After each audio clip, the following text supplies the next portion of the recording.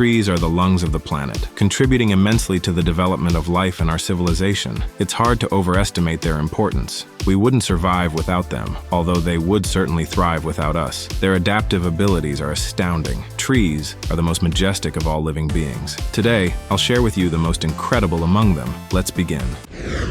To survive in deserts where rain may not fall for months, trees need special adaptations. These giants have evolved to thrive in such environments. Their barrel-like shape is no coincidence. These are baobabs, trees that can live for thousands of years. They survive by storing hundreds of thousands of liters of water in the spongy wood of their thick trunks, essentially becoming natural water cisterns. However, this ability is also a curse, as it attracts various animals that gnaw on their wood to quench their thirst. Elephants, in particular, rely on baobabs during the dry season, as the moist wood becomes almost their only water source on long journeys to watering holes. The water from the baobabs literally saves their lives, although this is not without consequence for the trees. But can we blame the elephants when even humans eagerly chew on the moist wood of these trees? In the middle of the desert, baobabs are like an oasis. Without them, survival would be impossible. Fortunately, baobabs possess an incredible ability to self-heal from such deep wounds. Between each destructive attack, they expand their porous wood and grow new bark, a process they repeat for centuries. People on the island of Madagascar quickly figured out how to use these magical properties of the tree. The fact is, in the western part of Madagascar, droughts are so prolonged that almost no other trees except baobabs can survive, because baobabs can live for years without a single drop of rain. Thanks to the warm, humid air blowing from the Indian Ocean, the east of Madagascar receives abundant rainfall. However, the mountains block this rain from reaching the west, resulting in vast deserts. This arid landscape stretches almost to the western coast. About 30 kilometers from it lies the village of Ampataka, currently experiencing a drought, with temperatures sometimes reaching 40 degrees Celsius in the shade and no rain for 10 months. Every day is a struggle for survival, with the nearest water supply 60 kilometers away. Water is so scarce that food is cooked in melon or watermelon juice, and even those are running out. 2 village residents are heading to their survival secret, the baobab tree. In fact, the baobab is the reason why human life is possible in these areas at all. The baobab is called the tree of life. For these people, it is a lifeline. Its large trunk can hold so much water that just a few trees can help an entire village survive an annual drought. The fact is, as I mentioned earlier, the baobab has an extraordinary ability to survive very deep wounds. This tree is distinguished by its incredible resilience. This allows the soft trunk to be hollowed out from the inside to create a water reservoir, and the tree won't die. It will simply regrow bark on the inner part in half a year and become waterproof. It becomes a living well, or a living barrel. To empty a baobab from the inside, it takes more than 2 weeks. It is hard work. It should only be done during the dry season. It is very important to choose the right time. Otherwise, the tree may rot and then die. During the rainy season, all baobabs absorb water, and they can no longer be touched. The appearance of leaves also tells us that it's not the right time to hollow out the tree. And there is one important point that must be observed after hollowing out the baobab. You must wait at least 6 months before filling it with water. Otherwise, it could be disastrous, and the tree may face death.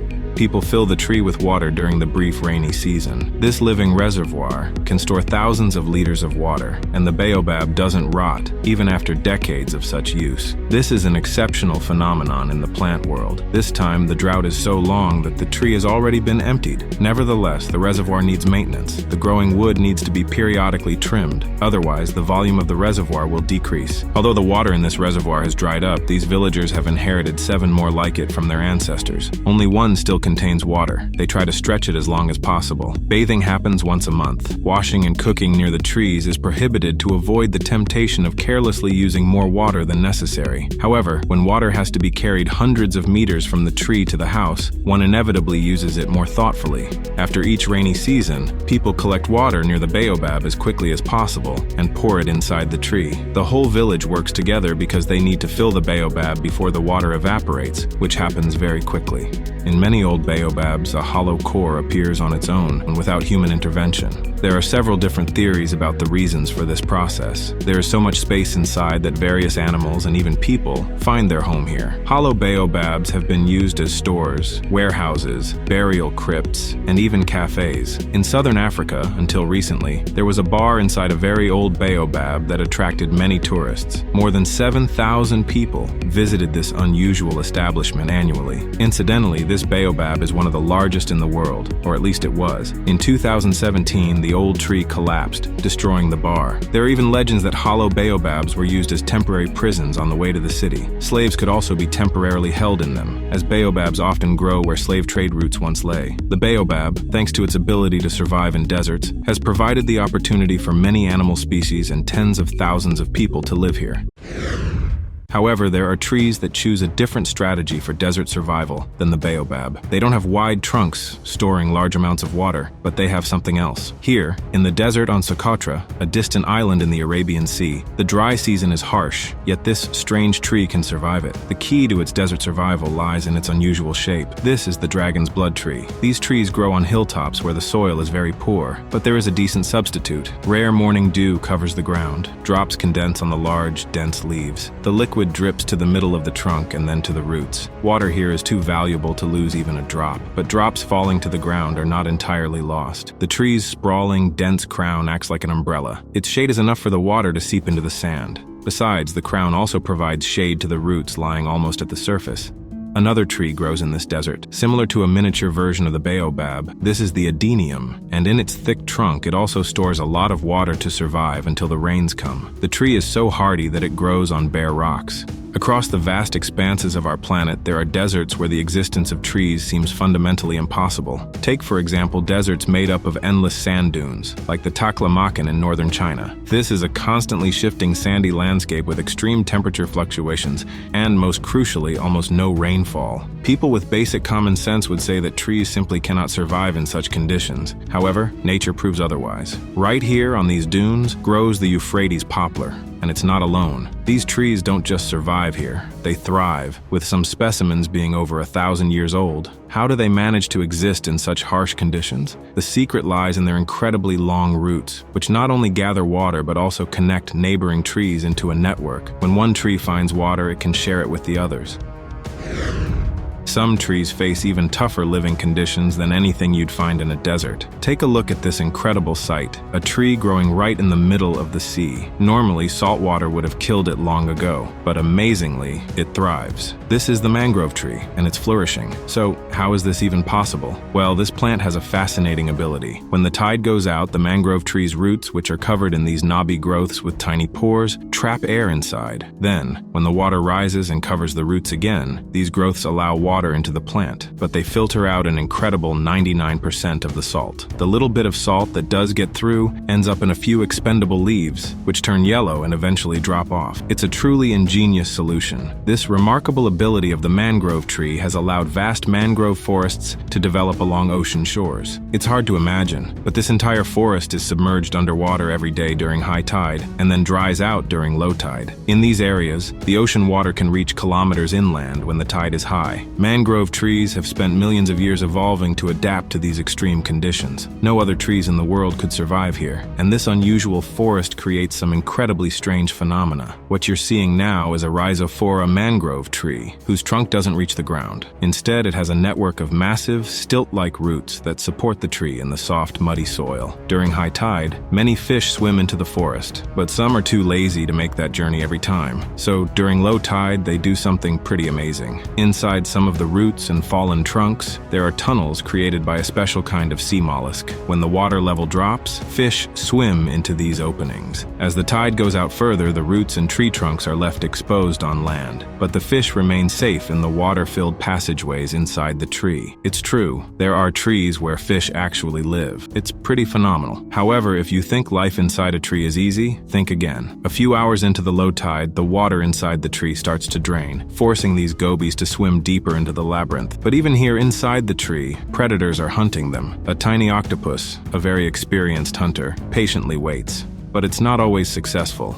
While the fish try to hide from the octopus in the darkness, the water inside the tree continues to drop, and all the creatures that depend on the tide wait for it to return. After a few hours, the tide finally comes back in, flooding the mangrove forests and filling the tunnels within the trunks. The tiny gobies start to move again. These resilient little fish have survived 6 hours without much water. They leave their safe havens to feast on the microscopic plankton brought in by the seawater. In these mangrove trees, besides fish and octopuses, you'll also find teredo worms. Actually, they're not worms at all, but a type of mollusk. They bore tunnels using a modified shell and can grow up to a meter long. It's thanks to these creatures that fish can even swim into these trees in the first place. These worms have become a real delicacy, and people venture into the mangrove forests in search of them, looking for trunks riddled with their tunnels. They then cut the tree open and extract the mollusks hiding inside, with some people even eating them raw. Finding mangroves inhabited by teredo worms is quite challenging. It takes an experienced eye. Sometimes hunters get lucky and stumble upon a real jackpot, a tree packed with these mollusks, much to the delight of the locals who immediately have a feast. When the tree is cut open, the worms die instantly, as air is fatal to them. Before eating, the head needs to be removed. Occasionally, they find true giants inside the trunks, too large to swallow whole.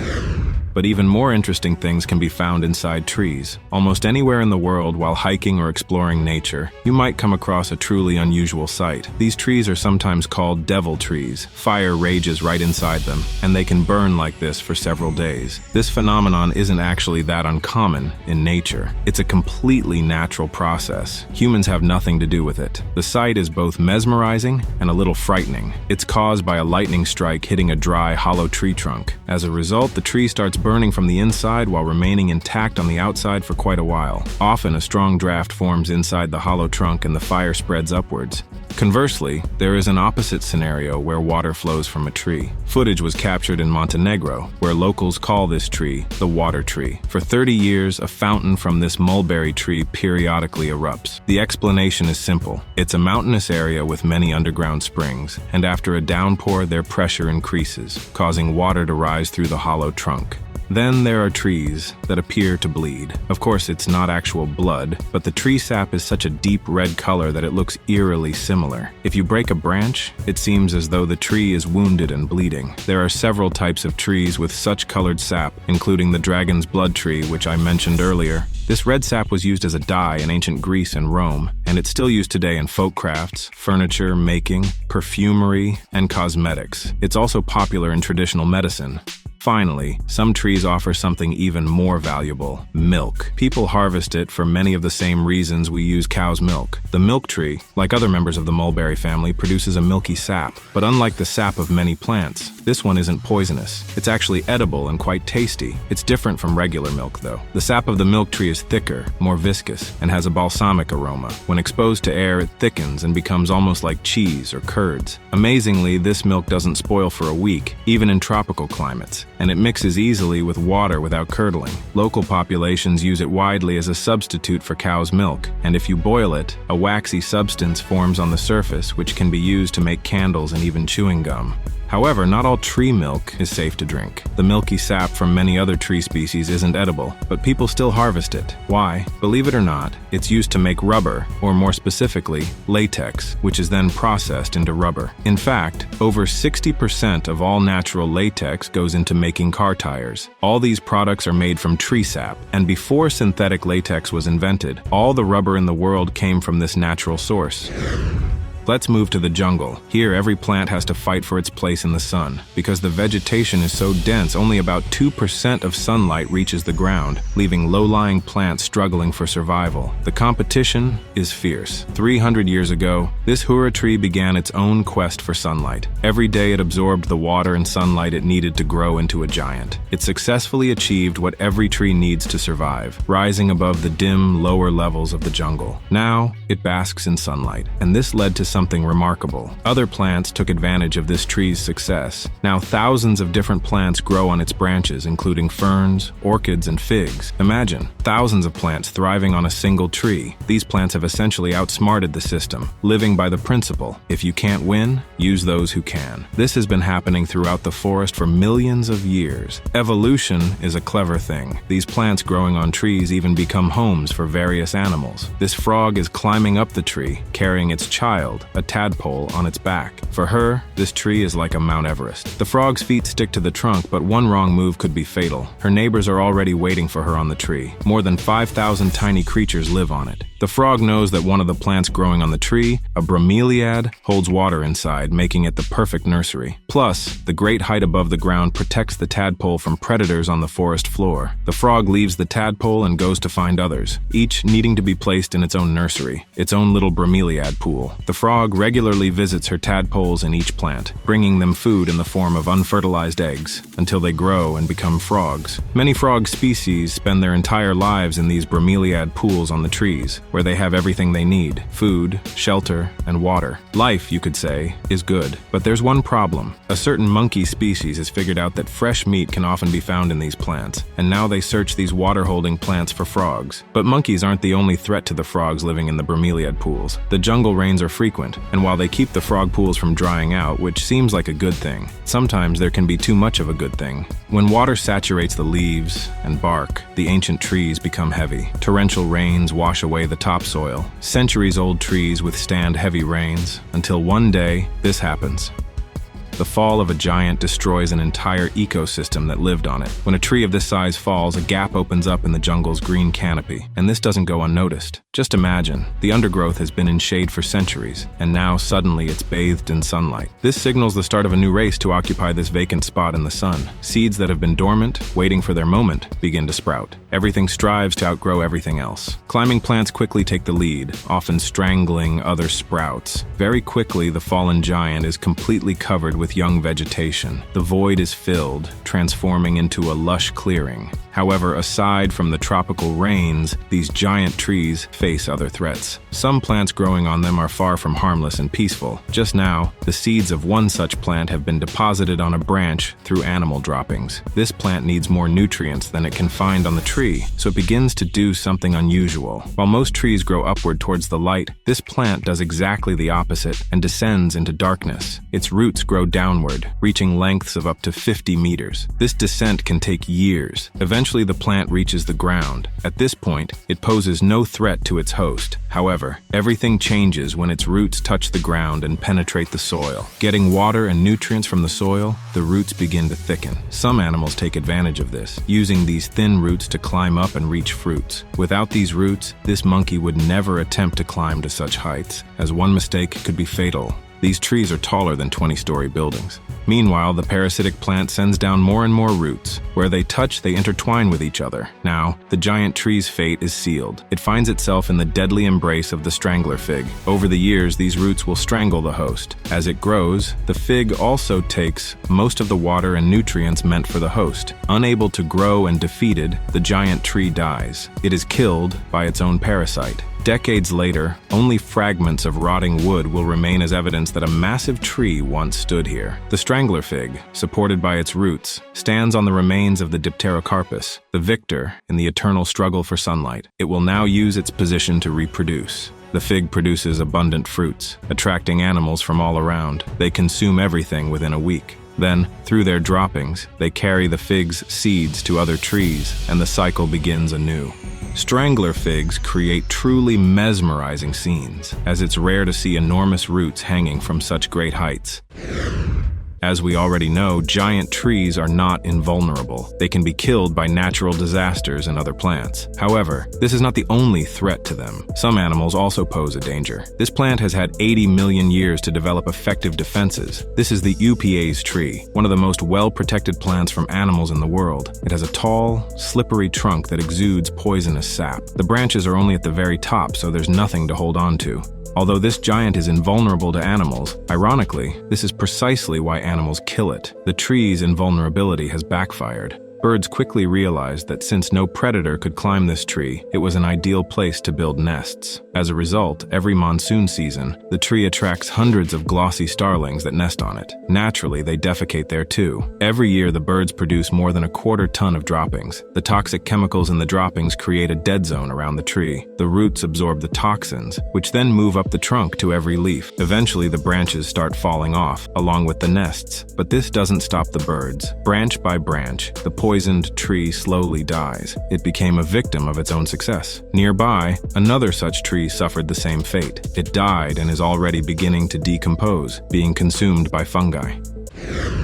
When we talk about real giant trees, nothing compares to the famous sequoias of California. These are true titans, undoubtedly the largest trees on Earth. They can reach heights of over 100 meters and weigh as much as 20 blue whales. Every day, they lift 2,000 to 3,000 liters of water up their trunk to the height of a 30-story building. Sequoias keep growing throughout their entire lives. They have no inherent height limit. For example, the tallest sequoia in the world over its 800-year life has reached a height of 116 meters, taller than the Statue of Liberty. And one of the main reasons it almost stopped growing is woodpeckers that damaged its trunk at the very top. Additionally, when sequoias grow too tall, atmospheric pressure becomes too great, making it increasingly difficult for them to deliver water upward, causing the upper leaves to dry out and die. It is the environment that limits their growth, not the trees themselves. In an ideal environment, these giants could live forever. Some of these trees are already 2,000 years old. Their impressive height attracts many rock climbers, and some extremists climb without any additional equipment except for a safety rope. These coniferous forests receive solar energy not just for a couple of months a year like the taiga, but for half a year, which is why these trees grow 10 times faster than their northern counterparts and live for thousands of years. We travel to the south of Britain where trees even older than sequoias grow, some of them being 4,000 years old. One species of yew trees in Sussex sometimes causes panic among the locals. They have a frightening method of pollination. On warm spring days, the male trees release large clouds of pollen when their inflorescences open. The volume becomes so great that fire brigades often receive calls about supposed forest fires. As the pollen settles, it can reach female yew trees, fertilizing them. Returning to Madagascar, in the arid part of the island, you can find a remarkable, thorny, and impenetrable forest, unlike anything you'll see elsewhere. The plants are covered with needles, which help them capture and absorb moisture particles from the air through their entire trunk. Their small leaves are adapted to minimize water loss and are well protected by thorns. It's an extremely hostile environment. However, these aren't the only thorny trees in the world. Some other species, rather than sacrificing leaves or branches for protection, use needles, like the magnificent ceiba, which is ready to repel any attack. It's definitely best to keep your distance. Some trees have thorns that can reach 20 centimeters, like the honey locust. Its thorns are so large and sharp that they've punctured tractor tires multiple times. People who have encountered them have even suffered broken bones. One theory suggests these thorns evolved during the time of mammoths and other large animals as a defense mechanism. Though these animals are now extinct, and such large needles are no longer necessary, evolution works too slowly for the plant to quickly adapt and lose its spikes. One of the most extraordinary trees is the rainbow eucalyptus, which stands out from all other eucalyptus species due to its coloring. Looking as if it came straight from a child's imagination, this tree is the only eucalyptus species that grows naturally in the northern hemisphere. Its striking appearance makes it popular for decorative planting. The bark's coloration constantly changes. While the bark peels off annually, it does so at different times. The inner layer is bright green, but as it ages, it darkens and changes color, creating layers of blue, purple, orange, and dark maroon tones. Due to its properties, this tree is heavily used in paper production, ordinary white paper, leading to excessive harvesting of these trees. Overall, excessive deforestation is a major problem. For example, this baobab forest, one of the most unique in the world and crucial for many animal species, was completely cleared shortly after these shots were taken. Now it's been replaced by agricultural crops. Only 3% of these forests remain on the island. Due to deforestation, the climate has changed significantly, and Madagascar has become even drier than it was 15 years ago. We have solid scientific evidence showing that fewer forests lead to less frequent rainfall. Monsoons become less intense. This pattern is now occurring worldwide. In just 100 years, we have cut down half of the planet's forests. This threatens a major catastrophe. Scientists predict the collapse of civilization in the coming decades due to deforestation alone. However, forests can recover if given a chance. The best proof of this is Chernobyl. After the disaster, this city became a ghost town. The contaminated zone was declared uninhabitable for thousands of years. Yet despite this, plants are thriving here. Without human interference, nature is rapidly recovering.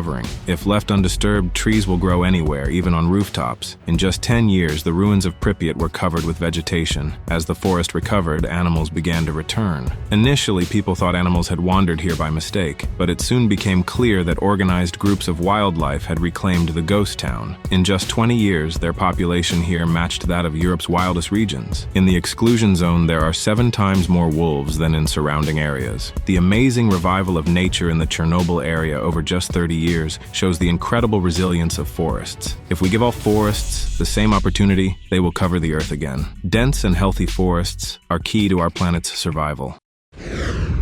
That's all for now. Don't forget to like, subscribe to the channel, and check out the 2 previous videos.